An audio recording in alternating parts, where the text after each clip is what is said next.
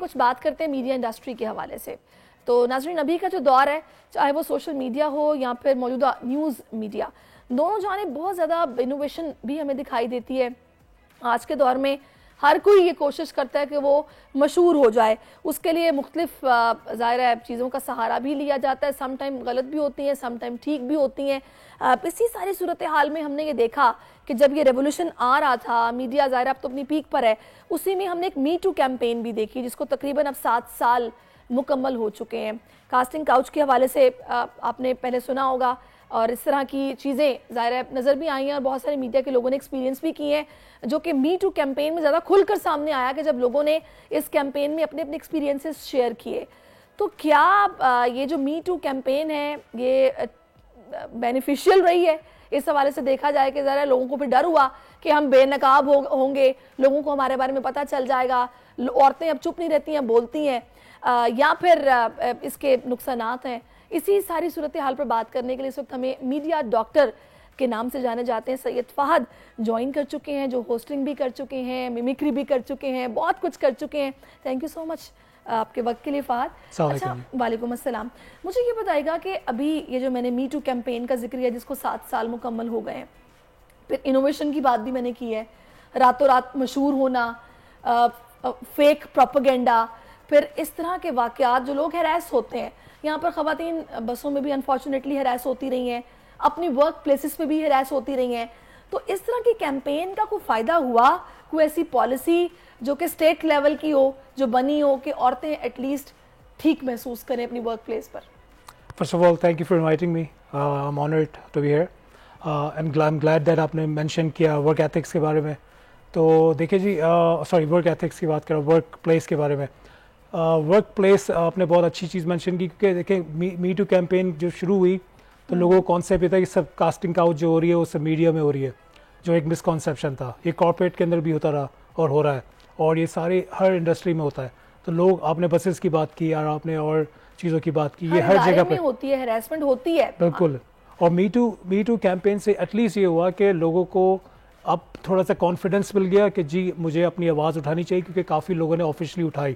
پہلے کیا تھا, لوگ بڑے دبے الفاظوں میں لوگ کر رہے تھے, ایسا نہیں کہ لوگ obviously کہ بھی ہماری بے عزتی نہ ہو جائے, لوگوں کو پتہ چلے گا تو لوگ باتیں بنائیں گے, ہماری سوسائٹی بھی اس قسم کی ہے. لیکن میں سب سے پہلے چاہوں گی انیشلی آپ مجھے پہلے یہ بتائیے گا کہ واقعی ہی یہ حقیقت ہے, کیونکہ دیکھیں ہم تو صرف خواتین کی بات کر رہے ہیں, میں نے مردوں کے حوالے سے بھی سنا ہے کہ کردار کے بدلے کردار کشی, کچھ اس طرح کی باتیں کہ آپ پہلے گیو اینڈ ٹیک چلتا ہے. عام الفاظ میں کہا جاتا ہے کہ جی آپ مجھے یہ بتائیں نا کہ آپ میرے کس کام آ سکتے ہیں, تو پھر میں آپ کو یہ کام دیتا ہوں. اس طرح کی باتیں, کیا یہ کلچر ابھی بھی ہے یا بدل چکا ہے؟ ڈیفینیٹلی ہے, اور اب بہت زیادہ بڑھ گیا ہے, بیکاز اب آپ نے LGBT کو بھی زیادہ پروموٹ کیا ہے, آپ نے می ٹو کیمپین کے پر بھی بات کی ہے, آپ نے میرا جسم میری مرضی پہ بات کی ہے.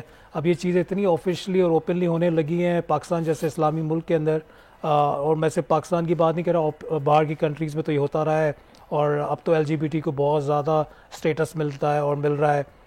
تو دیکھیں ان چیزوں کی ہونے کی وجہ سے اب آواز اور یہ اب جو ڈیمانڈز اور زیادہ بڑھ رہی ہیں اور بڑی نارمل ہو گئی ہیں. پہلے یہ تھا کہ لوگ تھوڑے سے دبے الفاظوں میں بول دیتے تھے چیزیں, اور کافی لوگوں نے انڈسٹری جو جوائن کر رہے تھے نہیں کی, یا انڈسٹری چھوڑ دی انہی وجہ سے. میں جب انڈسٹری میں آ رہا تھا, میں اپنا پہلا پروجیکٹ کرنے جا رہا تھا, میں آڈیشن پہ نہیں جا رہا تھا. میں نے کہا شاید مجھ سے کچھ ڈیمانڈز ہو جائیں جو میں نہیں کر پاؤں, جو میرا مسکانسیپشن تھا, جو نہیں ہوئی ڈیفینیٹلی.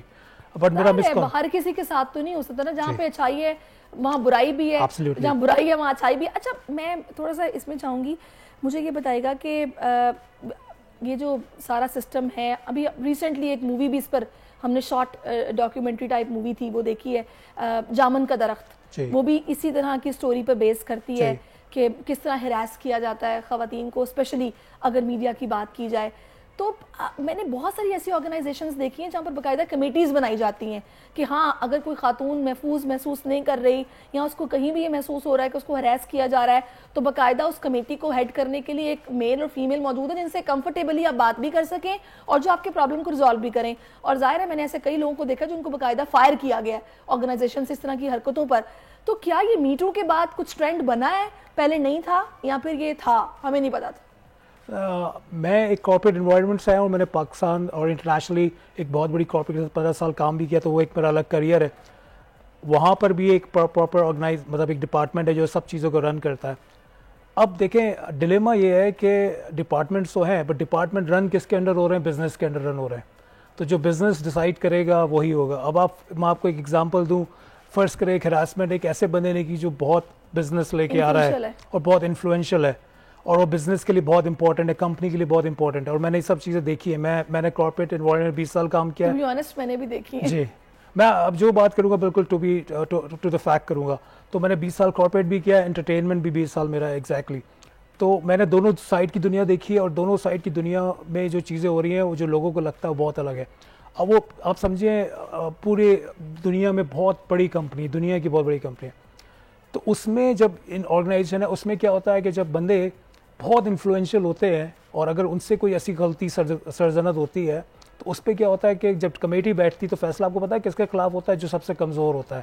اب اس میں کیا ہوتا ہے کہ بیچاری بہت انفارچونیٹ ہے. دنیا میں بھی اس کا مطلب ایسے ہی ہو رہا ہے. جی اٹس اے فیکٹ بیکاز آپ ہمیشہ اپنی پاورفل ریسورس کو سیو کریں گے نا. آپ اپنی پاور ایک کسی کی شکایت کے اوپر, کیونکہ دیکھیں اس نے فرض کریں ایک لڑکی نے شکایت کر دی ایک ایسے بندے کے لیے جو بہت انفلوئنشل ہے اور بہت بزنس کے لیے پاورفل ہے, تو بندہ بولے گا یہ بات تو ہماری کمپنی کے بیچ میں, بولیں گے جی ہم نے انویسٹیگیٹ کیا, I'm very sorry for you, you had an experience of that, you know we apologize, you know یہ ہماری طرف سے لیٹر لیجیے پلیز, اور آپ کو نہ دیکھیں ہم بیکاز آف سیفٹی ہم آپ کو دوسرے ڈپارٹمنٹ موو کر دیتے ہیں یا ہم آپ کو پروموٹ کر دیتے ہیں. تو اس کی تو sorry to interrupt you, recent ایک ایگزامپل بھی ہے, میں بھی صبح میں ہی خبر پڑھ رہی تھی ڈونلڈ ٹرمپ کے حوالے سے. اسٹارمی ڈینیل جو ایک اداکارہ ہے اور ان کے حوالے سے بھی یہ کیس چل رہا ہے.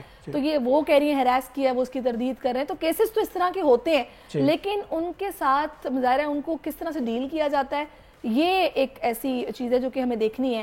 اب انٹرنیشنلی اگر آپ بتا رہے ہیں کہ وہاں پہ بھی ایسا ہوتا ہے تو پھر تو یہ پوری دنیا کا المی ہے.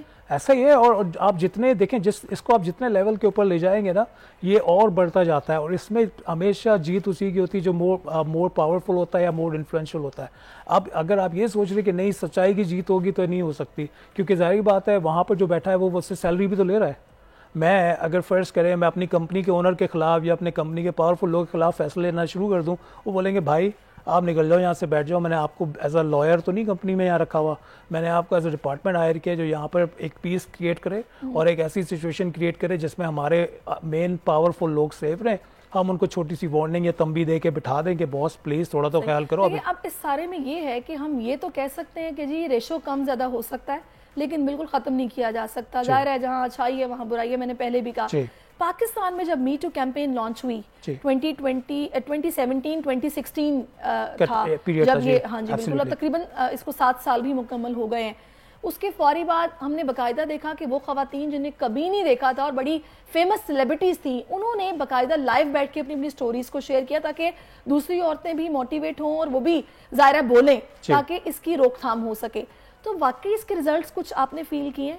ڈیفینیٹلی دیکھیں اس کیمپین کا یہ فائدہ ضرور ہوا ہے کہ لوگوں نے ایٹ لیسٹ, اور ایسی ایکٹریسز نے اپنے جو پاس کے بارے میں بتایا اور میں نے جو ان کی سٹوری سنی, I could never believe, I could never imagine کہ انہوں نے ایسی سچویشنز فیس کی بچپن سے, اور کس نے بولا کہ میں تو بچپن سے کنٹینیوسلی فیس کرتی آ رہی ہوں, تو بڑا مطلب آپ سمجھے المیہ ہے.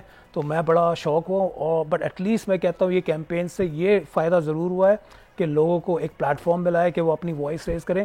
بٹ کچھ لوگوں نے اس کو مس یوز اس طرح سے کیا ہے کہ انہوں نے بولا کہ چلو اس کو بدنام کرنا ہے تو یار, اور ہمیں فیم چاہیے تو آؤ اس کو ڈی فیم کرنے کے لیے کچھ کرتے ہیں.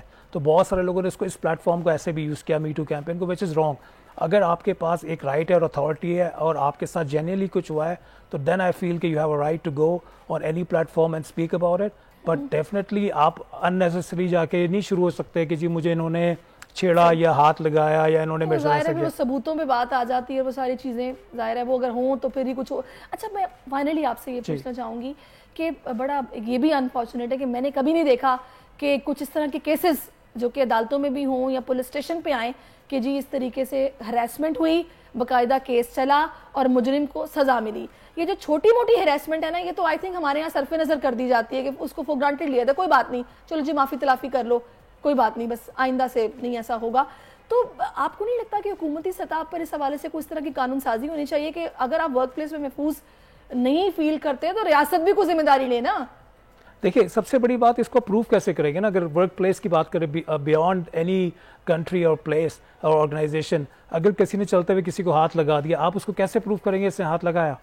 unless وہیں عدالت لگ جاتی, وہیں پٹائی شروع ہو جاتی ہے. وہ تو یا تو وہ وہیں پر شور مچائے, اور لیکن آپ اس کو بھی پروو نہیں کر سکتے اسے لگایا, اب کیونکہ ہر جگہ پہ تو کیمرے نہیں ہے, اور انلیس آپ جا کے اسی وقت وہیں پر اسٹاپ کریں کہ اس کو, اور آپ بولیں آئی جی ڈی این اے کر لیں, ان کے ہاتھ کے فنگر پرنٹس لے لیں, انہوں نے ہاتھ لگایا, یہی ایک آپشن ہے. اور جب تک یہ بات آگے تک جاتی, جب تک یہ سب چیزیں پروف ہی نہیں ہو سکتی نا کہ انہوں نے ہاتھ لگایا, ٹچ کیا. پھر میرا خیال ہے کہ ڈاکٹر صاحب اس کا حل یہ ہے کہ آپ یہاں پہ لوگوں کی کاؤنسلنگ کریں, جی ایسا ہی ان کو تھوڑا ایجوکیٹ کریں, یا پھر ان کو سمجھایا جائے کہ بھئی یہ چیز غلط ہے اور یہ چیز صحیح ہے. بہت ساری چیزیں ہیں اس کے اندر, بڑا ایک واسٹ ٹاپک ہے یہ. دیکھیں it starts all from depression. یہ جو ساری چیزیں ہوتی ہیں نا, یہ ایک ہوتی ہے ڈپریشن اور فرسٹریشن کی سائنز ہیں, جہاں پر آپ بہت ساری فیلنگس کو, ایموشنس کو لے کے بیٹھے ہوئے ہیں اور دبے ہوئے ہیں, اور آپ بولتے ہیں کہ جی اور آؤ اب مجھے اس پہ اپنی وہ فرسٹریشن نکالنی ہے, کیونکہ ظاہری بات ہے مجھے 3-4 لڑکیوں نے ریجیکٹ کیا ہوا ہے, اب مجھے یہ لڑکی بہت دن سے مجھے ایسا فیل ہوتا ہے کہ یہ شی از مائی ٹارگیٹ, تو میں اب اس پہ اپنا آ کے اٹیک کروں, اور وہ میں اس طرح سے سٹارٹ کرتا ہوں, دیکھتا ہوں کیا رسپانس ملتا ہے مجھے. بالکل آپ نے صحیح کہا, بہت شکریہ آپ کا فہد, آپ ہمارے ساتھ موجود رہے ہیں. اور حل وہی ہے کہ ایک تو سختی, اداروں کے اندر پراپر نظام ہو, سسٹم بنے جو کہ ظاہر ہے سب کے تحفظ کی ذمہ داری لے, اور سیکنڈلی ایجوکیٹ کرے لوگوں کو, تو یہ واقعات رک سکتے ہیں. کیمرے ہونی چاہیے ہر جگہ, مانیٹرنگ ہونی چاہیے باقاعدہ. بالکل. سبسکرائب کریں اور بیل دبائیں تاکہ کوئی خبر رہ نہ جائے.